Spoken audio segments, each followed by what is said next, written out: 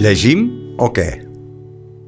Montse Torrents, benvinguda de nou al Llegim o què de Ràdio Castellterçol. Hola, Pilar, ben trobada. Contenta que estiguis aquí. Igualment. Aquí estem, als estudis de Ràdio Castellterçol, amb en Dani Autonell al so, en Jim Terçol darrere les càmeres de vídeo i bueno, dins d'una estoneta penjarem el vídeo d'aquesta secció perquè aquesta secció parla d'àlbums il·lustrats. I bé, la Montse, t'expliques molt bé, Gràcies, Pilar. Però amb la imatge encara suma. Sí, encara suma. home, i tant. No seria el mateix, no seria el mateix. Bueno, però per qui no pugueu consultar el vídeo, escolteu atents, que val la pena les explicacions que ens dona la Montse, gran aficionada als àlbums il·lustrats, que té una magnífica col·lecció i que si no l'amplia on sigui, consulta on sigui, biblioteques, llibreries, a tot arreu. De vegades penso, mira, se m'acabaran, però no, perquè cada any en surten molts i molt macos, i llavors és la ruïna, també t'ho he de dir, però, bueno, contenta de que això no s'acabi mai i que hi hagi tants bons creadors. I que sigui tan variat els temes, eh? Exacte. Sí. Doncs avui us porto una proposta ben divertida, d'aquestes que ens agraden tant, perquè és per a totes les edats. Té molts nivells de lectura, també, com hem dit moltes vegades. I és l'àlbum 7 ratolins cecs, escrit i il·lustrat per Ed Yong l'any 1992 i editat a casa nostra per Ecaré Edicions l'any 2019. De què va aquest llibre, 7 ratolins cecs? Doncs, com diu el títol, els protagonistes són 7 ratolins invidents que un dia tenen la sorpresa que a l'estany a prop de casa seva hi apareix un objecte estrany. Decidits a esbrinar què és allò que altera el seu paisatge i la seva normalitat, decideixen investigar-ho per saber de què es tracta. Però, clar, tampoc no es volen precipitar. Pot ser perillós. I no és qüestió d'arriscar-se més del compte. Així que tenen l'estratègia de que cada dia de la setmana un d'ells s'acostarà a l'estany per mirar d'esbrinar què és el que hi ha. Així, al cap dels 7 dies, quan hi hagin anat tots, potser hauran pogut desvetllar el misteri. Doncs així ho fan. El dilluns, un dels ratolins va cap a l'estany, toca l'objecte i ho veu clar. És una columna. Va tot content a dir-ho als seus companys, però no el creuen. No el creuen, tu. Així que el segon dia, el dimarts, el segon ratolí s'atansa a l'estany, palpa també l'objecte i ell també ho veu clar. No és cap columna, és clarament una serp. Corre a dir-ho als altres, però el dimecres, quan hi va el tercer ratolí per confirmar-ho, no hi troba cap serp ni cap columna. Ell pot tocar clarament una llança. Renoi. I així els ratolins desconcertats, dia rere dia, van pujant cap a l'estany i cadascun hi veu una cosa diferent. Un hi veu una corda, un hi veu un ventall, un hi veu un penya-segat, fins que el diumenge el darrer ratolí puja a l'estany, toca l'objecte i puja a sobre i el recorre de dalt a baix i d'un costat a l'altre. I quan ho ha acabat de fer, ho entén tot. És aleshores quan comprèn que aquella cosa és sòlida com una columna, és suau com una serp, és esmolada com una llança, és llarga i aspra com una corda, però no és ni una columna, ni és una serp, ni és una corda, ni és un penya-segat, sinó que tota la cosa sencera és... Txan! A veure si ho trobo. No ho desvetllarem. No ho desvetllarem. No. Deixarem que ho esbrinin els nostres lectors, si et sembla, molt bé, al final d'aquest llibre, al final d'aquest conte. Molt bé. Perfecte. Ara em quedo amb ganes, Doncs, què et sembla aquesta història? És bonica, oi? Molt bonica i, a més, bé, molt interessant, no? Perquè a vegades les mirades parcials de cadascú envers una cosa, doncs, són això, són parcials. Clar, no acaben de completar-se fins que es té la visió total, oi? Doncs justament tenim en aquest conte aquesta paràbola que ens parla justament d'això, de com, per poder arribar al fons de comprensió de les coses, cal conèixer-les i comprendre-les en el seu conjunt, no només en les seves parts.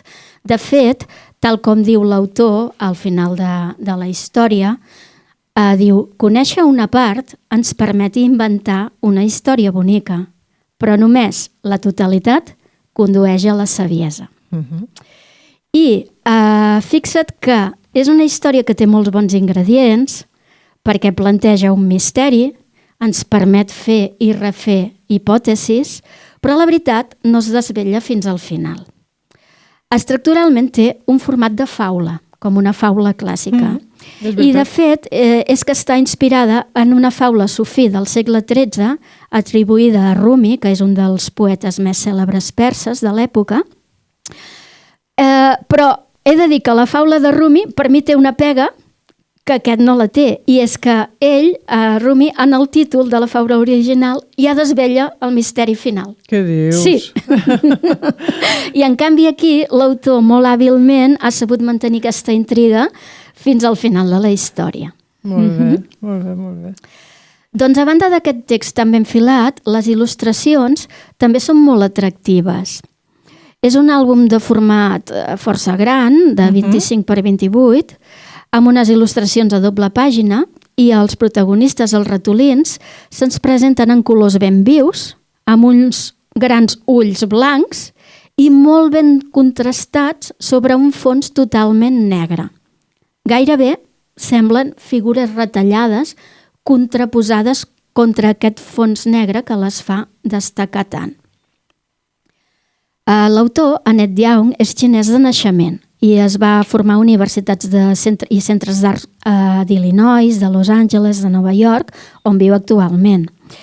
Té 91 anys. Què dius? Sí, i en fa més de 30 que il·lustra llibres per a nens.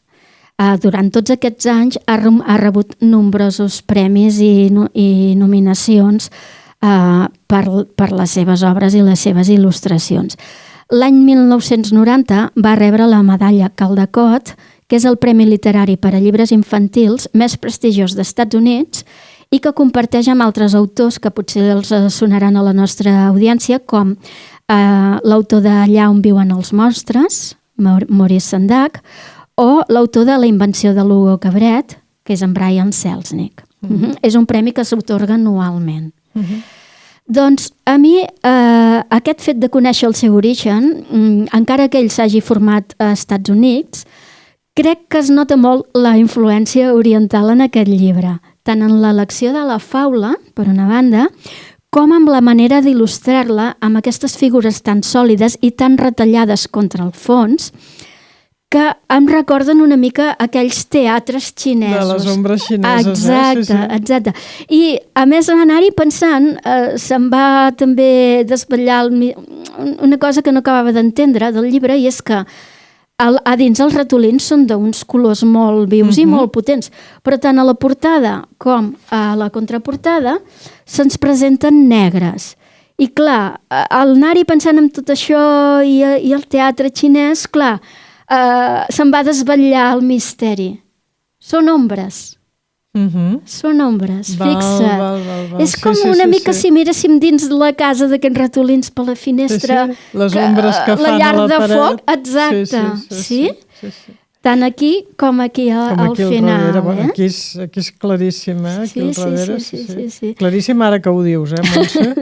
Bueno, és anar-hi pensant i et van venint les idees. Però és hipòtesi nostra, però... Ell no ho diu en cap moment que sigui així. No, i a més, com en tot àlbum il·lustrat, sempre hi trobes coses, no? I ara, mentre parlaves, estava mirant la coberta i els he comptat, 1, 2, 3, 4, 5, 6. Dic, on dir? On 7 és ratolins i l'altre? només n'hi ha 6. On és l'altre? Però mira, aquí hi ha una cueta. Clar, és la referència de que N'hi ha un 7, setè realment. que queda fora d'aquest joc d'ombres. Comencem amb aquest joc Sí. d'aparences, d'hipòtesis, ho sembla però no ho és, des del principi. Sí, està molt ben trobat. I el títol conté els colors dels ratolins. Fixa't, està les lletres totes decorades amb els colors que llavors tindran els ratolins a dins. De moment encara no ho sabem. No sabem si aquests colors tenen algun significat. Això no ho sabem. Ens el podem fer Són colors molt primaris i molt bàsics i molt lluents. de tots, no? Sí.